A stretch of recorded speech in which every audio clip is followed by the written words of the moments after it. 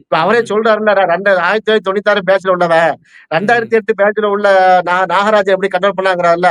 ஏன்னா ம். ரீசென்ட்டா அவங்களுக்கு சேலரி ஹைக்கா இருக்கும். ஓ! அவங்க ஓ! பழைய ஆட்களா இருப்பாங்க. அவங்க எஸ்ஐயாவே இருந்துட்டு இருப்பாங்க. Okay, okay, okay. 15 வருஷமா வந்துட்டு இன்ஸ்பெக்டராவே இருந்துட்டு இருப்பாங்க. அவங்களுக்கு ம்ஹ்ம். புரமோஷனே போடாம நெறைய பேர் இருக்காங்க. 35 வருஷமா காவல்துறையில இருக்கக்கூடிய ஆட்களா இருக்காங்க. 60 வயசா எட்டி நிலையில இருக்காங்க. அவங்க இன்னுமே கான்ஸ்டபிளா உட்கார்ந்துட்டு இருக்காங்க. இந்த ம்ஹ்ம். மாரி குறைபாடுகள்லாம் இருக்குன்னு வைங்களேன். இப்ப சவுதி அரேபியா காவல்துறை வைங்க. அவங்க எப்படி இருக்கும்? அவன் பெரிய கோடீஸ்வரனா இருப்பான். அவங்ககிட்ட போய் லஞ்சமே நீட்ட முடியாது. அவங்கள்ட்ட போய் ம். நீங்க பார்த்தீங்கன்னா, ஆய்வு வாங்கிட்டீங்கன்னா, போடா ஏதோ மாரி 10,00,000 ஆய்வு நான் வச்சிருக்கேன்பான். அப்ப ம்ஹ்ம். தன்னிறை பற்ற காவல்துறையா இல்லங்க. அங்க வந்து அரபு நாடுகள்ல இருக்கக்கூடிய காவல்துறைய நம்ம பார்த்திருக்கிறோம். எல்லார் கையிலயும் பார்த்தீங்கன்னா, ரூ. 1,00,00,000க்குள்ள வாகனம் இருக்கும். கவர்மெண்ட்டே ம்ஹ்ம். குடுத்திருக்கிறோம். லஞ்சம் வாங்குறது ம். அவசியமே இல்ல. இவன் ஏன் லஞ்சம் ம். வாங்குறாங்க?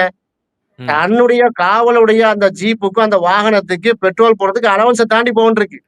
ரூ. ஓகே. 5,000 தான் அலவன்ஸ்ன்னு சொன்னா அன்னைக்கு எப்ப மிச்ச பெட்ரோல், டீசலுக்கு யாரு காசு தருவா?